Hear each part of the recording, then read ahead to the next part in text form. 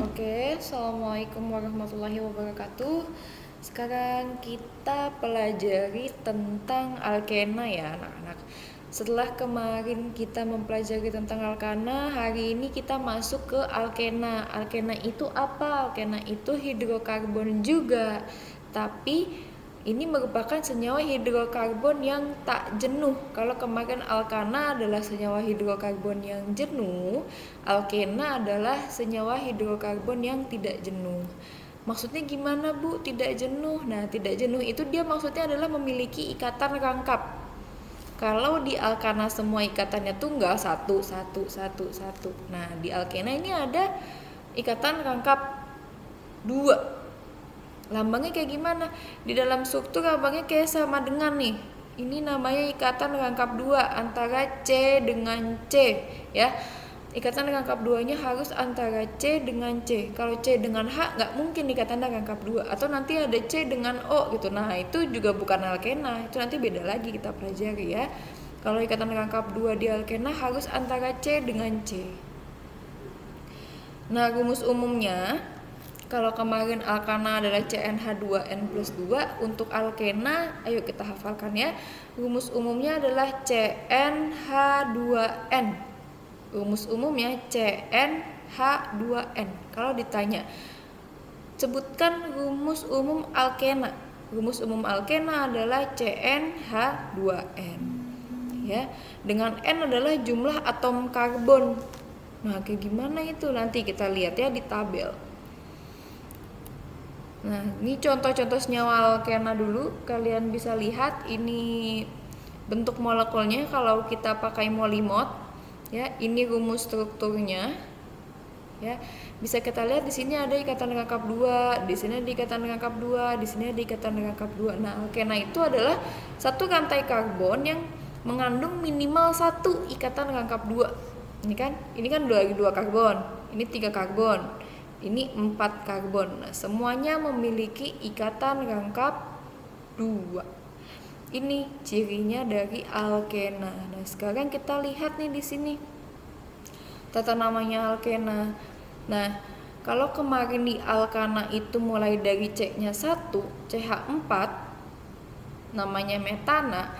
Kalau di alkena nggak ada yang C-nya 1. Kenapa? Karena dia harus memiliki ikatan rangkap kan antar C. Nah, kalau C-nya cuma 1, mana mungkin dia nggak bisa berikatan rangkap. Kan tadi dengan H dia nggak bisa. Berarti harus dengan C lain. Berarti minimal untuk alkena C-nya adalah 2. Ini nanti kalian hafalkan lagi. Ya, di buku kalian juga ada tabel ini ya, C2H4 etena, C3H6 propena dan seterusnya. Kalian hafalkan mulai dari C2 sampai C10 saja. Nggak usah sampai C11. Di sini sampai C10 saja, nanti kalian hafalkan. Nanti Ibu kasih soal latihan. Oke, itu tadi alkena. Sekarang kita masuk di alkuna. Alkuna juga sama, nah. Sama seperti alkena. Sama-sama senyawa hidrokarbon tidak jenuh. Cuman bedanya di mana, Bu? Bedanya adalah alkuna rangkapnya 3. Kalau ena rangkap 2, una rangkap 3. Ya, bentuknya seperti ini. C ada 3 garis 3. Ini namanya alkuna. Kalau kalian nemu ada rantai karbon ada rangkap 3 begini, garis 3 begini, ini adalah alkuna yang kalian lihat ya. Rumus umumnya ini kita hafalkan lagi. Rumus umum alkuna adalah CnH2n-2. Ya, jangan sampai salah. Kalau alkana CnH2n plus 2, alkena CnH2n, alkuna adalah CnH2n-2. Dimana n-nya sama, tetap jumlah atom karbon. Nah, ini kita lihat lagi. Ini tata nama alkuna. Sama seperti alkena mulainya dari atom C-nya 2. Kenapa nggak bisa 1? Karena tadi harus berikatan rangkap 3. Harus ada ikatan rangkap 3, minimal 1 dalam satu rantai hidrokarbonnya. Ya, ini ada atom C-nya 2, 3 dan seterusnya mulai dari etuna, propuna sampai dekuna. Ini nanti kalian hafalkan, di buku kalian juga sama ada ini, nanti Ibu kasih soal latihan, kalian harus menghafalkan ya. Mulai dari C2 sampai C10 untuk untuk alkuna. Oke, kita lanjut. Sekarang kita masuk ke sumber alkana ya. Kita bahas di kegunaan alkana, alkena, dan alkuna. Kalau alkana nih, kita bisa menemukan alkana itu di gas alam dan minyak bumi. Nah, di sini kita belajar nih tentang minyak bumi. Apa sih, Bu, minyak bumi? Gitu. Kalian tahu bensin? Nah, itu ada salah satu hasil pengolahan minyak bumi. Nanti kita bahas di pertemuan pekan depan. Kita akan bahas lebih banyak tentang minyak bumi.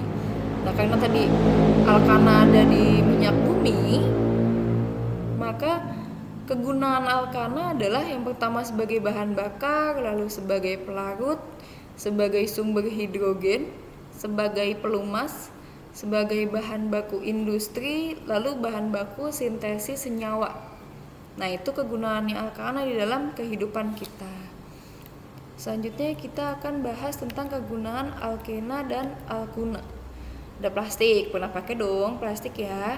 Ini plastik ini adalah alkena nih, polipropena. Sebenarnya banyak jenis-jenisnya plastik, cuman yang di sini disebutkan nih kantong kresek ya, yang biasa kita pakai, yang sekarang udah nggak boleh lagi ada. Ya kan, kalau belanja suruh bawa kantong sendiri, nggak boleh pakai plastik. Nah, ini plastiknya adalah polipropena. Lalu teflon biasa dipakai buat bikin telur dadar ya, teflon.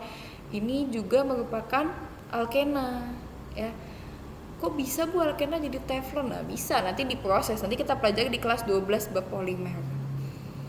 Lalu yang ketiga ini adalah contoh alkuna. Ini etuna, las karbit. Kalian pernah dengar nggak las karbit? Biasanya abang-abang bawa gerobak, dorong-dorong, itu las karbit buat ngelas pagar atau ngelas kursi yang patah gitu misalnya, atau karatan. Nah, itu pakainya alkuna.